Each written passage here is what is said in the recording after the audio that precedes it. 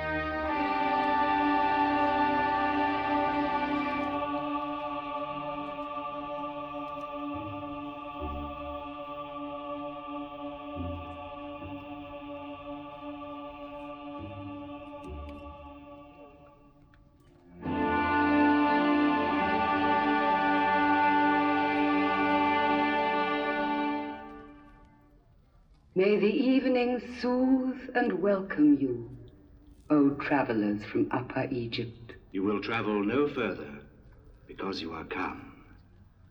Here, you are at the beginning of time.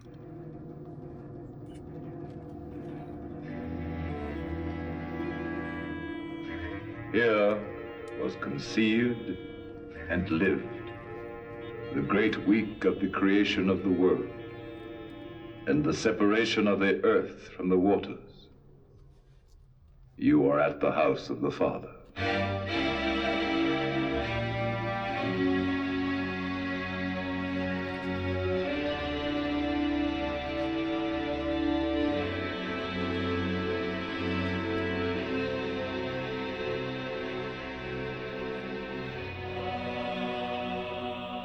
In this house of the Father, each pharaoh thought of himself as a son and wished to leave his mark upon it. Each added, superimposed, overdid, outdid, through a span of 20 centuries. The result is this fabulous labyrinth of facades and passages, esplanades and corridors, perspectives and detours to which only priests and pharaoh had access.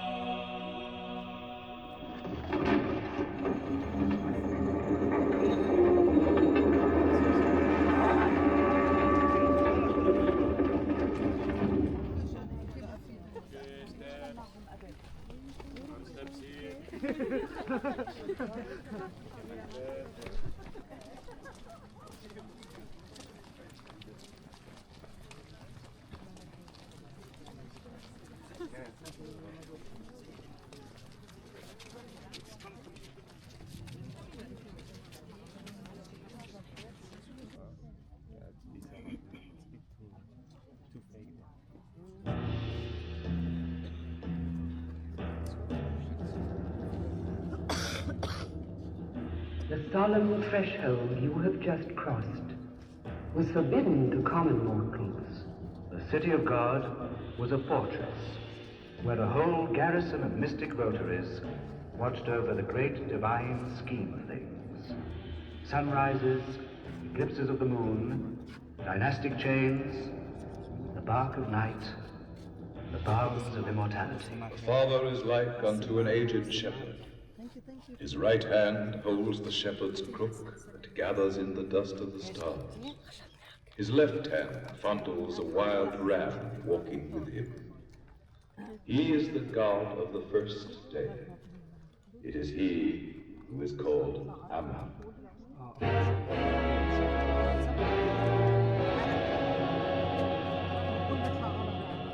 At the very mention of his name, priests bow the head, and mere mortals prostrate themselves in the dust. Sometimes Ram and God blend together, and a curly-browed sphinx can be seen leading the flock, like this one, that the sculptor has fashioned in multiplicity to guard the court of Karnak.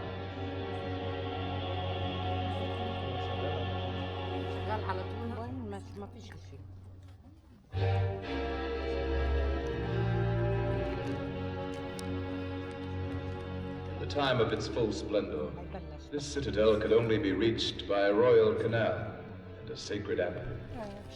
The pharaoh, aboard his barge of glory, could moor here, welcomed on the holy quayside in the shade of the sycamores by the pontiff and his numberless retinue of priests with their feather fans.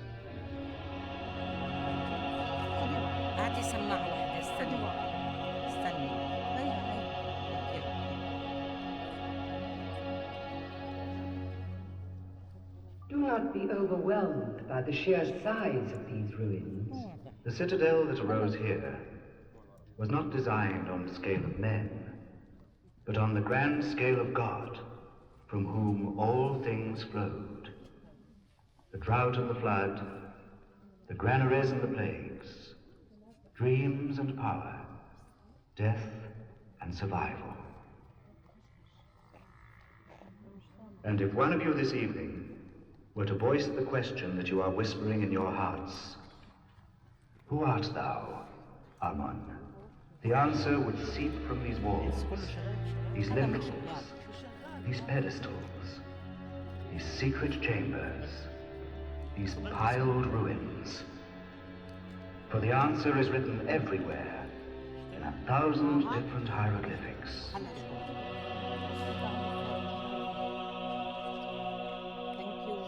I am the father of fathers, the mother of mothers, and the bull of the 7 celestial kine. I opened my mouth to speak in the midst of silence. I caused to be that men should have a path on which to tread. I opened the eyes of all that they might see. My right eye is the day. My left eye is the night, and the waters of the Nile spurt from my sandals.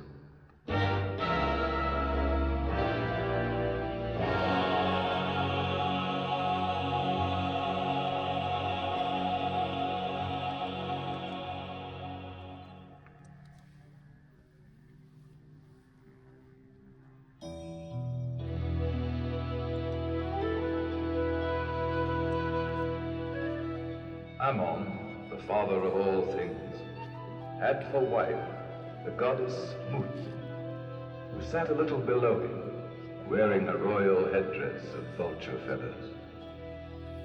Near to the father and the mother is the son, Khans, standing rigid as a mummy, with a crescent moon picked out upon his oblong head.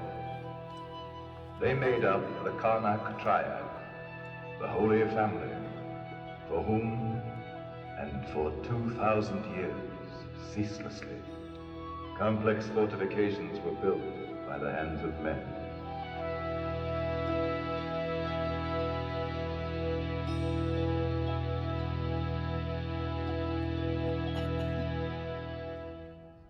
Here in this place, I, Seti, built the resting place for the holy barks beside the avenue. It is made up of 3 contiguous sandstone chapels. The chapel of Ammon's bark is in the center. The chapel of Holmes is to the east.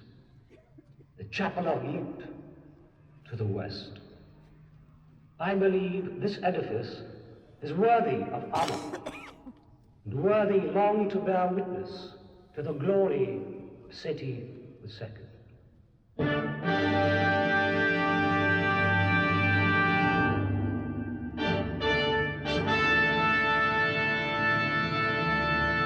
Ramesses III, conceived that more than one resting place was needed for the sacred parts of the Holy Family.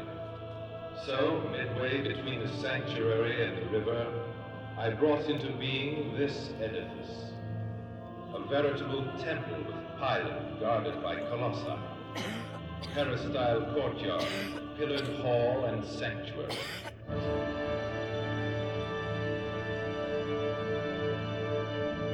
I, Tutankhamun, the youthful pharaoh who re-established Amun in all his power and glory after the treachery of my brother, I have left behind me in this courtyard nothing but this calcite sphinx.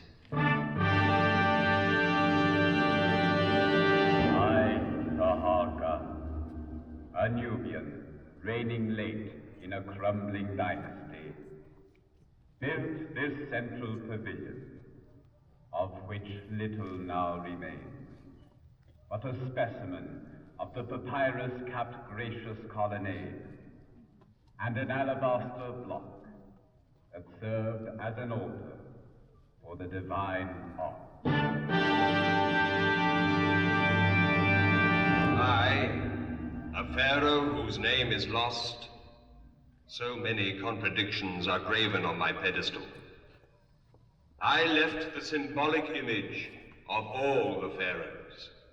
This gigantic statue rising against the western side of the second pylon, clasping to its legs the tiny figure of a beloved queen. And I, Ramesses II, the grand elder of the Ramessid dynasty, the flame of the 19th dynasty, I claim the honor more than 3,000 years ago of having completed this second pylon you are about to pass. At its foot, I placed the stela telling of the victory of Kamoses over the Hyksos from the east. 2 of my images watched over the gate of the sanctuary. Only the southern statue has remained intact, but it is enough to keep alive the memory of my august reign. For 67 years, I wore the double crown of Upper and Lower Egypt. 3 royal queens shared my bed. The third was the daughter of the Hittite king, the most powerful monarch of Asia Minor. You may measure the vastness of my empire, but to judge the span of my life, know that after her I married 4 of my own daughters, and that the number of my children was 92 boys and 106 girls.